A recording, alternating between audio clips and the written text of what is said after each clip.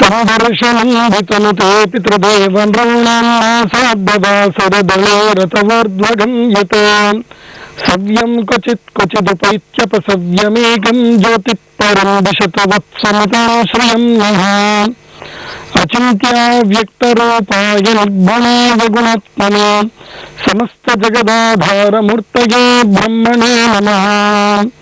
శ్రీ గురుభ్యో నమః. తారాబలం ప్రేక్షకులకు స్వాగతం, సుస్వాగతం. ముందుగా ఈ రోజుటి పంచాంగ విశేషాన్ని తెలుసుకుందాం.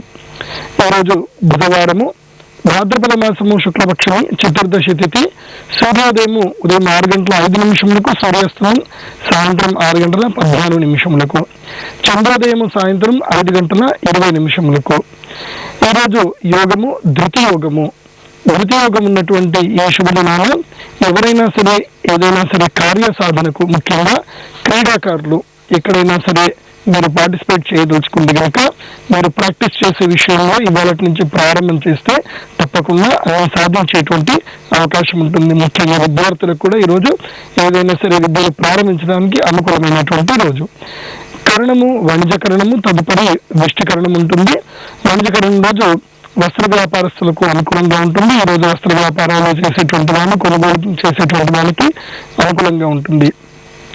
ఇక ఈరోజు రాహుకాలము మధ్యాహ్నము 12:10 నుండి 1:41 వరకు, యమగండ కాలము 7:36 నుండి 9:07 వరకు, గుళిక కాలము విశేషంగా తమిళనాడు మరియు కేరళ ప్రజల కొరకు 10:38 నుండి 12:10 వరకు, దుర్ముహూర్తము ఉదయం 11:45 నుండి 12:34 వరకు ఉంది. ఈరోజు అభిజిత్ లగ్నం విశేషంగా మధ్యాహ్నం 12 సమయంలో ఉంటుంది. అయితే మనం విశేషంగా రాహుకాలము యమగండ కాలాన్ని అందరూ చెప్పినట్టుగా 9:30 నుండి 10 గంటల వరకు మాత్రం చెప్పడం జరగదు. విశేషంగా ఈ కార్యక్రమంలో రాహుకాలాన్ని కానీ యమగండ కాలాన్ని కానీ సూర్యోదయం నుంచి లెక్క కట్టి గణితం చేసి చెప్పడం జరుగుతుంది. కాబట్టి ఈ రాహుకాల విషయాలు చక్కగా అందరూ కూడా ఫాలో కావాలి. సినీ రంగానికి సంబంధించి ముఖ్యంగా వారు రాహుకాలాన్ని చాలా విశేషంగా పాటిస్తారు. కాబట్టి మీరందరూ కూడా ఇదే సమయాన్ని అవలంబిస్తే మంచిది. ఈరోజు విశేషంగా చతుర్దశి తిథి, భాద్రపద శుద్ధ చతుర్దశి. ఈరోజు అనంత పద్మనాభ చతుర్దశి అని అంటారు. ఈరోజు అనంత పద్మనాభ స్వామికి వ్రతం చేసేటువంటి అత్యంత శుభమైనటువంటి శ్రేయస్కరమైనటువంటి రోజు. ఈరోజు వినాయకుడికి ప్రీత్యాస్పదమైనటువంటి వినాయకుడిని నిమజ్జనం చేసేటువంటి శుభదినం. వినాయకుడిని నిమజ్జనం చేసేటువంటి వారు విశేషంగా గణపతిని నిమజ్జనం చేసే ముందు మొట్టమొదటిసారిగా గణపతికి పూజ చేసేటప్పుడు అష్టోత్తరము శతనామములతో గణపతికి చక్కగా పూజ చేయాలి. అలా పూజ చేసిన తర్వాత గణపతి యొక్క పాదములను చక్కగా పాలతో నీళ్లతో పాదములను చక్కగా కడిగి పాదాలకు పసుపు కుంకుమ పెట్టి పుష్పాలు పెట్టి గణపతికి మా అపరాధాలన్నింటినీ కూడా మన్నించు స్వామి, తెలిసి తెలియక మేము ఎన్నో కొన్ని అపరాధాలు చేసి ఉంటాం కాబట్టి మాకు తండ్రి వలె, ఒక అమ్మ వలె మా యొక్క అపరాధాలని మన్నించు స్వామి అని చెప్పి ఆ యొక్క గణపతిని, ఒక స్నేహితుడిని మనం ఎలా వేడుకుంటాము, ఒక తండ్రిని ఎలా వేడుకుంటాము, ఒక గురువుని ఎలా మనం ఆరాధిస్తాము, అలా గణపతిని చక్కగా ఆరాధించాలి. అలా ఆరాధించి ఆయనకి గుండెళ్ళు తీయాలి. అంటే మీ అపరాధాలు ఏవైతే ఉంటాయో గుండెళ్ళు తీయడం వల్ల మీ యొక్క అహంకారం కూడా తొలగిపోతుంది. ఎప్పుడైతే మనిషికి అహం అనేది ఉంటుందో అప్పుడు ఆ మనిషి ఏదీ సాధించలేడు. కాబట్టి అహాన్ని తొలగించుకోవడం చెప్పడమే గుండెళ్ళు తీయడం. చక్కగా స్వామివారికి గుండెళ్ళు తీసి గణపతికి ఒక కొబ్బరికాయ మీద కర్పూరం పెట్టి ఆ యొక్క గణపతికి దిష్టి తీసి కొబ్బరికాయ కొట్టి తదుపరి నిమజ్జనం చేయాలి.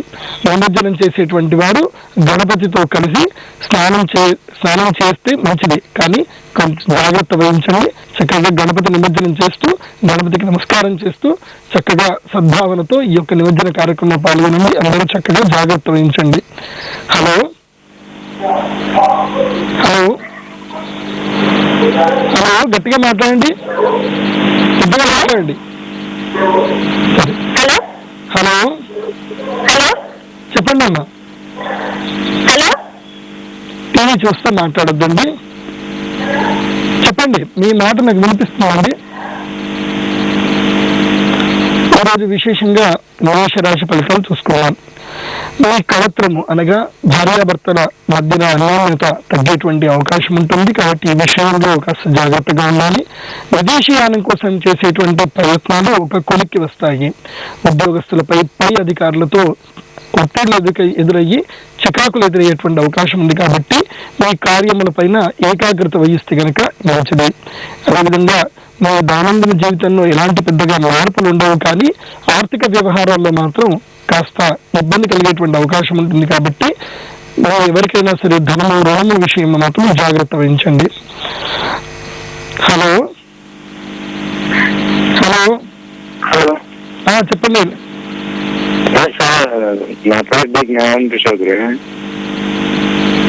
కొంచెం గట్టిగా మాట్లాడండి. దయానంద చౌదరి గారు. జ్ఞానానంద చౌదరి చెప్పండి.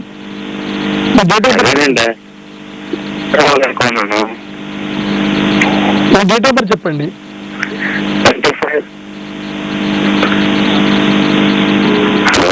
చెప్పండి, టీవీ చూస్తే మాట్లాడకండి. సరే,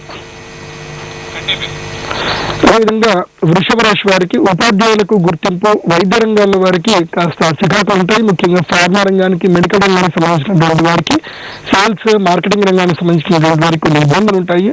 స్త్రీలు నూతనమైనటువంటి పరిచయస్తులతో నూతనంగా సంభాషించడం మంచిది.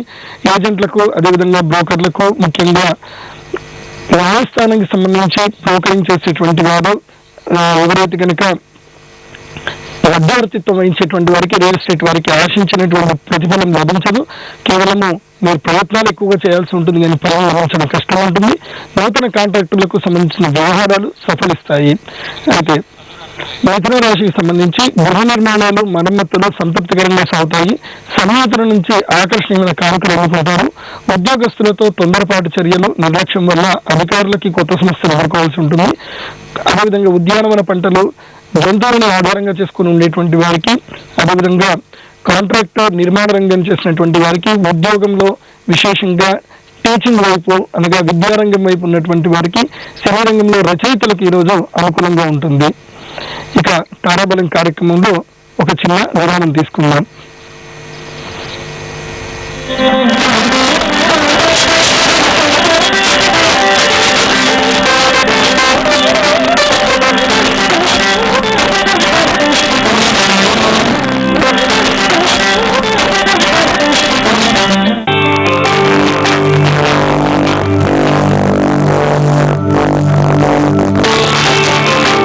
ఆయుర్సుఖ ఇది ఒక అద్భుతమైన ఆయుర్వేద ఆవిష్కారం.